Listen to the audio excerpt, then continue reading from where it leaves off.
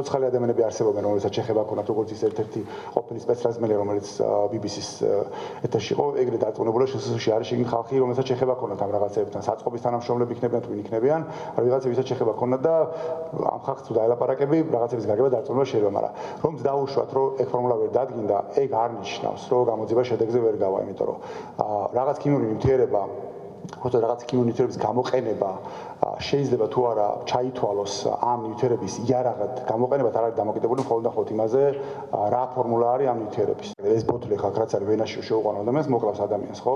ამიტომ ფორმას და ინტენსივობას აქვს მნიშვნელობა. რასაც რეჟიმი ცდილობს არის ის ყველაფერი დაიყვანოს, კამიტი იყო თუ ამიტი არ იყო მაგამდე.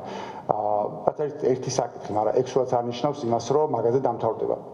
ეგ მნიშვნელობა გავიგოთ. ის რომ რა ფორმითაც მოხდა გამოყენება და რა ინტენსივობითაც მოხდა გამოყენება, ეს ყველაფერი არის აღბეჭდილი უამრავ ვიდეოზე, უამრავ კადრზე, რომელიც არსებობს და არსებობს უამრავი ადამიანი, რომელიც გაიწუწა ამ წელს ჩემი ჩათვლით, რომელსაც შეუძლია მოყვეს თავის ისტორია. მე გავიწუწე მაგ წლით და 3 დღე ყოველდილით შხაპს რო ვიღებდი, ცეცხლი მეკიდებოდა ყველგან, სადაც ეგ წყალი მოხდა.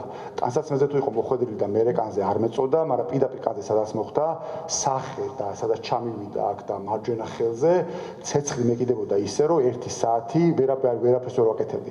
ვიჯექი და ესე ვიჯექი და მაგან კალებდა რომ უნდა გამეძლო უბრალოდ ტკივილისთვის. 3 დღის განმავლობაში. ეგეთი ადამიანი არის ძალიან ბევრი, ვინც იგივე ისტორიას მოყვება რა დაემართა, როცა ეგ წყალი მას შეესხა. ეგ არის სად ხდებოდა ეს წყალი, ადამიანებს ხდებოდათ თვალებში ხდებოდათ, ყურში ხდებოდა, პირში ხდებოდა, ცხვირში, ანუ ყველა საიდან შეიძლება ადამიანის ორგანიზმში შევიდეს, თავი რომ დაანება იმაზე რომ გამხსნელი იქონათ, რომელიც კანზე ხდებოდა და კანიდან იწოვდა ამას ადამიანი, უკვე პრობლემა არის. უკვე როგორც ქიმიური იარაღი შეიძლება თქვა, რომ რაც იყო, რა ფორმულაც არ უნდა ქონოდა, უკვე მისი გამოყენების ფორმა და ინტენსივობა შეიძლება გაძლევს იმის საშუალებას თქვა, რომ როგორც იარაღი ისე გამოიყენებს. არც ერთი ის ადამიანი, რომელიც სავარაუდო მოწამვლის ფაქტზე მიუთითებს, არ იქნა გამოკითხული ყოველ შემთხვევაში, ვისაც ჩვენთან აქვს ურთიერთობა და კიდევ ერთი საინტერესო ნიუანსი, რაც მიგდებათ შეიძლება ჩაითვალოს, არის ის, რომ BBC მის საგამოძიებო ფილმში საუბრობს 2024 წლის ნოემბერ-დეკემბრის აქციებთან დაკავშირებით, მაგრამ ადამიანებმა, რომლებმაც ჩვენ მოგვმართეს, საუბრობს აი ამ 3 აქციასთან დაკავშირებით,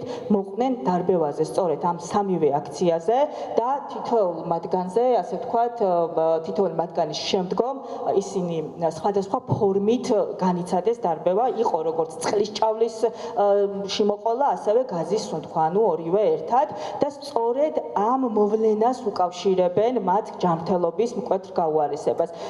ჩვენ ღრმად ვართ დარწმუნებული, რომ გამოჩნდებიან ადამიანები, რომელიც იმ მტკიცებულებებთან ერთად, რომელიც შეგროვდა, ღიად იტყვიან, თუ რა დავალება შეასრულეს მათ, ვისგან შეასრულეს ეს დავალება, რა იყო ამ დავალების мотиваცია და რა ტაქტიკური ამოცანის შესრულებას ემსახურებოდა ქიმიური იარაღის გამოყენება საქართველოს მოქალაქეების და მშვიდობიანი მომიტინგეების წინააღმდეგ.